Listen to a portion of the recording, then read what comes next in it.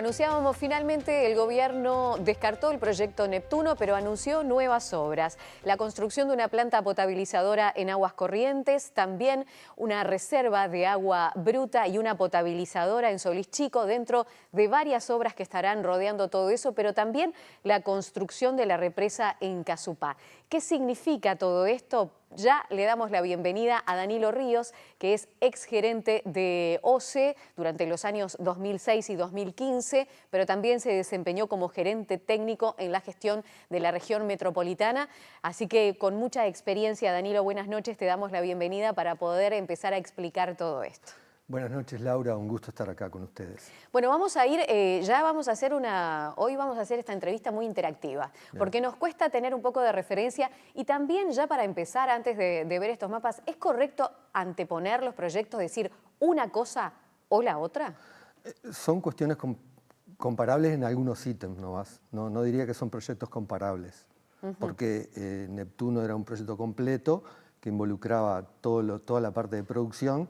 Y acá estamos hablando de varios proyectos que cubren distintas áreas. Vamos a ver entonces cómo estamos ahora en cuanto a la distribución, a los embalses. Vamos a ponerle nombre a todo esto que tanto escuchamos durante los problemas que tuvimos de agua, como el embalse Paso Severino, el río Santa Lucía y esa única fuente que tanto se habla, el embalse Canelón Grande, dónde está la actual planta y dónde estaría la futura. Pero explícanos un poquito qué estamos viendo ahí, Danilo. Bueno, Montevideo se abastece del Paso de las Piedras del río Santa Lucía Grande, que está justamente donde está la planta de Aguas Corrientes, colocada ahí desde 1871, por supuesto que... Ahí vemos ese puntito negro ahí abajo. Ese puntito negro ahí, por supuesto que la instalación en aquel momento era totalmente diferente, era una instalación que solamente bombeaba agua bruta del río en su estado natural, sin realizarle ningún tipo de tratamiento. ¿Y cómo le llega el agua? Y el agua le llega a través del embalse de Canelón Grande, construido en 1956, que almacena 20 millones de metros cúbicos. Ahí lo vemos un poquito más arriba. 20 hectómetros cúbicos. Y un poquito más arriba tenemos el río Santa Lucía Grande, el cauce principal, que el aporte, el drenaje natural de ese río aporta agua también, a veces en verano muy poca y a veces en épocas de lluvia más. Y más arriba tenemos el embalse de Paso Severino, que es la principal reserva. Son 64 millones de metros cúbicos o 64 hectómetros cúbicos, que ese embalse fue habilitado en enero de 1988.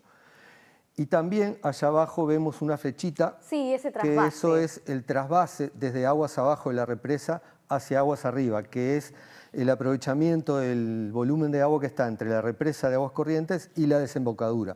Pero si hay un uso excesivo de ese volumen, puede generarse agua salada, como ya ocurrió en 2023. Eso te iba a decir, ante este panorama, ¿qué fue lo que nos pasó durante la sequía? Lo que nos pasó fue que nos quedamos sin reservas y hubo que usar demasiado tiempo ese trasvase que se usa desde 1943 en distintas épocas, pero en verano, casi todos los veranos, pero el uso continuo y excesivo de ese trasvase llevó a que el Río de la Plata ascendiera tierra adentro y llegar hasta la base de la represa, y ahí el agua que se tomaba era salada y la proporción de agua dulce que llegaba arriba era muy poca, y bueno, eso fue lo que ocurrió.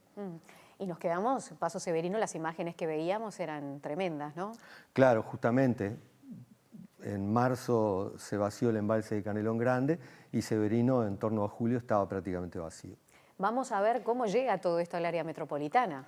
Acá tenemos una red gigantesca. Una red gigantesca, solamente para mostrar lo complejo que es. Desde una primera, allá arriba vemos Aguas Corrientes, allá arriba, donde salen las líneas, desde lo que era una primera línea construida en el año 1871, que llegaba a Ciudad Vieja, a la fuente de Plaza Constitución. Hoy tenemos una enorme red que, si nosotros ponemos un caño a continuación de otro, atravesamos el mundo. Y son caños de distinto diámetro, distinto tamaño, distinto material, distinto tipo de dureza, que hace una red muy compleja. Y esa red se ha ido extendiendo hacia el este, primero hacia Ciudad de la Costa y después cruzando el arroyo Pando a la altura del peaje El Pinar, hacia la Costa de Oro, y lo cual ha generado alguna zona que es deficitaria, sobre todo en el verano, cuando aumenta el consumo en el este. Bueno, que ahí es donde también nos decía, por ejemplo, el intendente Leniani, tiene él puesta mucha esperanza en este embalse, en esta reserva de agua bruta y también potabilizadora en Solís Chico. Bueno, si pasamos a la imagen siguiente, acá en amarillo vemos las obras que se han anunciado. ese embalse de 6 hectómetros cúbicos, por supuesto, mucho más chico, el que está acá abajo, mucho más chico que los de la región metropolitana, y una potabilizadora que se dijo que era chica, pero en realidad es comparable con cualquier capital departamental, que va a permitir una tendencia, por lo menos, a independizar el abastecimiento de la Costa de Oro con el abastecimiento de la región metropolitana, que hoy por hoy el agua del río Santa Lucía puede llegar incluso hasta Araminda, atravesando todo el sistema. Entonces eso fortalece no solamente la Costa de Oro, sino que también alivia el sistema metropolitano, y con algunas obras de refuerzo de la zona que ha crecido mucho de la influencia de la quinta línea de bombeo, va a permitir mejorar el abastecimiento en algunas zonas complejas. Y ahí ya aparece esta nueva potabilizadora y, Danilo, van a empezar las preguntas, ¿no? Porque ahí vemos Aguas Corrientes, como nos mostrabas, ese trasvase. ¿Por qué está tachado el trasvase? Yo empezaría por la obra más importante, que es la represa de Casupá, que es la obra de magnitud, la única obra de magnitud urgente hoy por hoy. Ahí la vemos en amarillo allí arriba. Exacto, porque sería lo que nos permitiría evitar el problema que tuvimos en 2023. Esa embalse aportaría 118 hectómetros cúbicos, prácticamente el doble que lo que tiene Paso Severino como reserva. O sea, nos daría un respiro importante. Además de eso, está prevista una descarga continua del embalse hacia el río, de modo que en verano, que a veces por la sequía se generan lagunones en el río, de agua estancada, agua quieta, que es desfavorable desde el punto de vista de la calidad, y esa descarga continua favorecería el flujo permanente del río. Y además está tachado allá abajo porque se aportaría agua suficiente como para evitar el uso del trasvase, y si alguna vez se tiene que usar por razones de emergencia, el agua que estaría acumulada entre la represa y el río Santa Lucía sería mayoritariamente dulce. Anunciaron ya que la nueva potabilizadora será muy cerquita de Aguas Corrientes. Instalada en el propio predio, fue lo que se anunció. Bueno, yo creo que es una medida interesante de comentar. Los dos puntitos juntos. Sí, interesante de comentar. Sí. En primer lugar, la planta va a estar ubicada en Aguas Corrientes mismo, ahí mismo va a haber una toma de agua o se va a compartir la toma, eso no se ha aclarado, pero en definitiva la cuenca, van a usar la misma fuente las dos plantas, o sea, la planta en amarillo nueva y la planta grande van a utilizar la misma fuente porque van a tomar del mismo punto. Y eso que parecería ser un error o una cosa desfavorable. Por lo menos es lo que ha marcado también la oposición, o por lo menos las voces discordantes, para no seguir con la explicación técnica, que dicen no tenemos esa diversificación de la fuente, seguimos tomando agua del mismo lugar. Van a utilizar la misma fuente. Eso, como te dije, parecería un error, yo creo que se justifica plenamente. Yo tengo algunas consideraciones para hacer. Sí. El otro día escuchaba al presidente de OCE que dijo que, bueno, en Aguas Corrientes se dispone de terreno suficiente, no hay que expropiar terrenos, pero también tenemos un laboratorio muy tecnificado que puede brindar servicios a las dos plantas, el acceso a energía eléctrica, los productos químicos, o sea, hay una serie de ventajas económicas y operativas que hacen a la conveniencia de ubicarla en ese lugar. Pero si nos planteáramos ubicarla cerca de alguno de los dos embalses para tomar agua directamente de ahí e independizarnos de la otra toma. Eso sería bueno, por un lado, pero nos obligaría a conectar el agua potabilizada de esa planta con el sistema de abastecimiento de Montevideo. Y estamos hablando que una conexión desde ahí, de cualquiera de los dos puntos, desde Paso Severino o Casupá, hacia el sistema metropolitano, es una obra que no baja de 100 millones de dólares. Tendríamos que tenerlo ya, si la colocáramos en otro lado. Eso por un lado. También tenemos la posibilidad en el futuro de... pasamos a la siguiente, capaz que aclara un poco más. Ahí va. Acá tenemos una posibilidad futura, que esto es un ejemplo, no son propuestas en absoluto. Pero teniendo los dos embalses construidos, Casupá y Paso Severino, que ya existe, nosotros podemos conectar directamente o Paso Severino o Casupá con una obra millonaria, porque yo te mencioné de 100 millones de dólares la conexión de Paso Severino, la de Casupá sería mayor todavía. Pero eso nos permitiría tener una toma independiente, es decir, si tenemos un inconveniente en el río Santa Lucía Grande, podemos usar el agua de Severino o de Casupá en forma independiente de evitar esa contaminación. De esta forma se podría disponer de dos fuentes dentro de la propia cuenca, porque la cuenca tiene una capacidad enorme Le puede dar agua a muchas ciudades de Montevideo, pero lo que hay que tender es al uso racional de esta cuenca, con un esquema, por ejemplo, como el que vemos en pantalla. Y empezamos. Sí, primero que nada, los volúmenes que se manejan en las proyecciones son suficientes para las proyecciones de abastecimiento, o sea, de requerimiento de abastecimiento que va a tener la zona en el futuro. Totalmente, porque la nueva planta aportaría 200.000 metros cúbicos por día, que es la tercera parte de lo que produce Aguas Corrientes, se iría a más de 800.000 la capacidad de producción de agua tratada, y la represa de Casupá el doble del volumen de Paso Severino. Tendríamos un respiro por muchos años. Pero si hay sequía como la que tuvimos, ¿qué hace pensar que el embalse no le va a pasar lo mismo que a Paso Severino? Bueno, a ver, el impacto que tiene una sequía en un sistema de abastecimiento depende de la infraestructura que tengas. La sequía que afectó en 2023 no tanto importó lo extenso de la sequía, sino que de noviembre, diciembre de 2022 en adelante no llovió, porque en octubre estaba el embalse de Paso Severino lleno. Y si hubiera estado el embalse de Casupá lleno, construido y lleno, hipotéticamente, no hubiera habido problema, no nos hubiéramos enterado, porque el volumen de agua que se utilizó con el trasvase es menor que la mitad del volumen de Casupá. O sea que no nos hubiéramos enterado. Hubiese afectado, lógicamente, otras áreas del país, pero no al sistema de abastecimiento de la región metropolitana. O sea, que de haber existido Casupá en aquel momento, se cubría la necesidad de agua en la zona metropolitana. Totalmente. Y el argumento de Río de la Plata como fuente inagotable del recurso agua, que es el argumento más potente que tenía el otro proyecto, ¿lo consideras válido?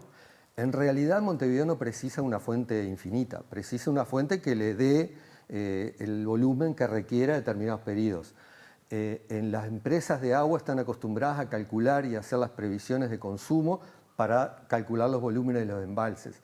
Lo que pasa es que después hay que actuar en consecuencia. Si nosotros hacemos un periodo de previsión de Severino, que estaba previsto hasta el año 2000 y poco, quizás hubo que construir antes otra represa. Y lo mismo pasaría con Casupá.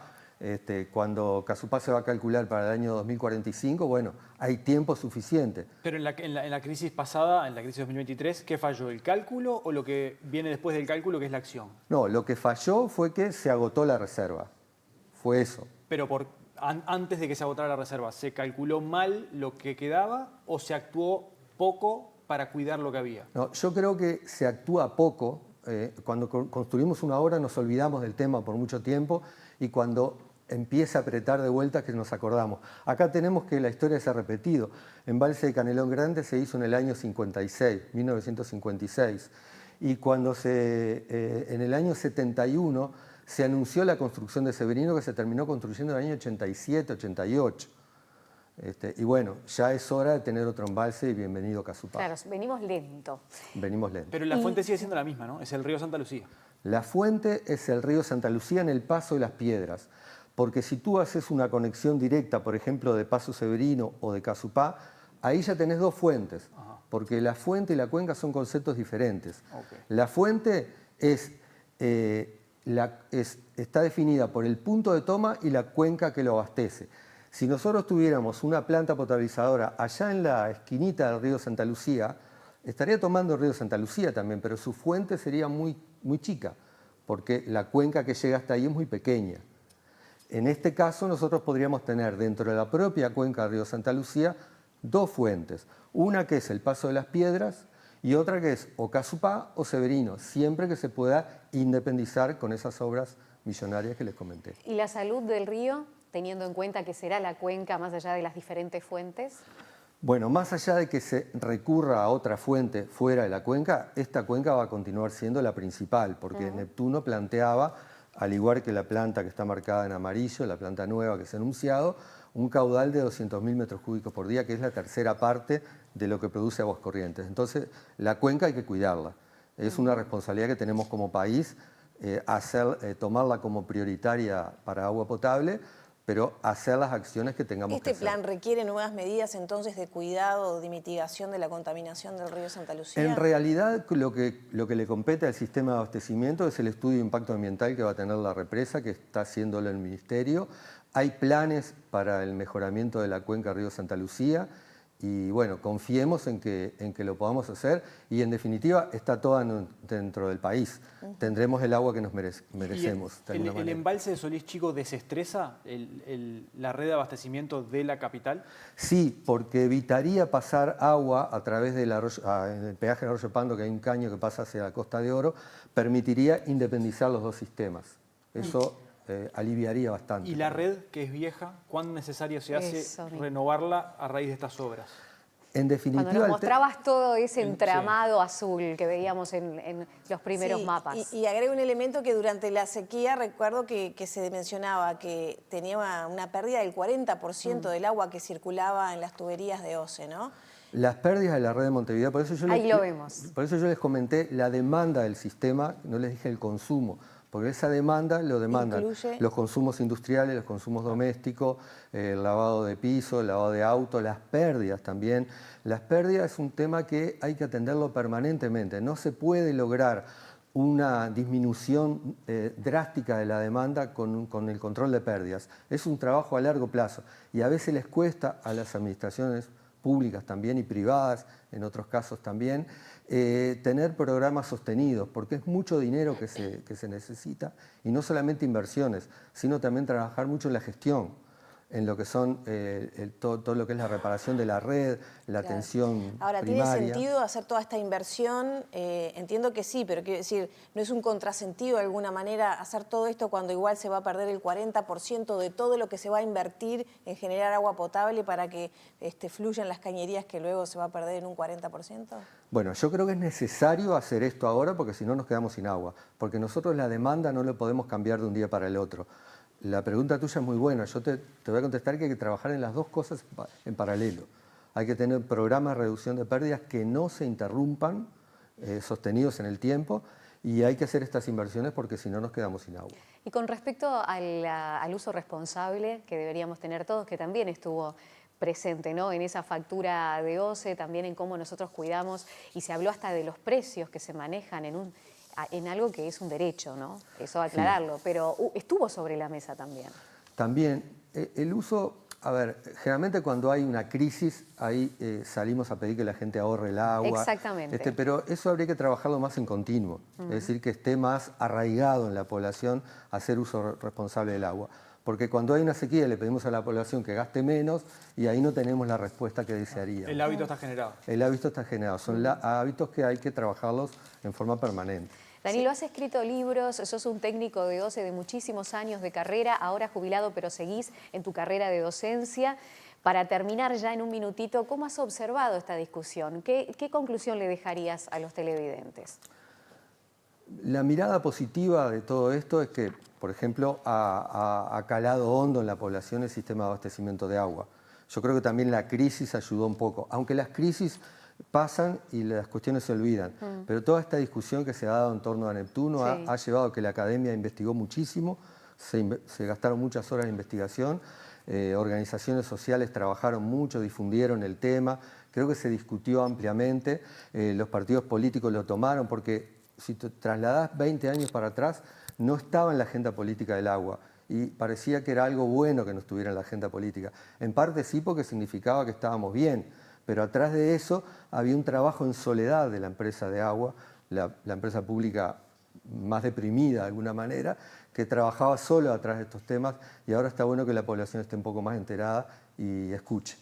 Muchas gracias. Danilo escribió los libros Agua Potable, Historia y Sostenibilidad. Son 2 tomos de este libro que están a disposición y los pueden descargar también de manera gratuita, así que son recomendables para la lectura. Gerente general de OCE durante los años 2006 y 2015, también desempeñándose como gerente técnico de la región metropolitana, ha estado explicando un poco de qué estamos hablando en este ruido, pero que al fin de cuentas habla de la importancia del agua. Muchísimas gracias. Gracias a usted.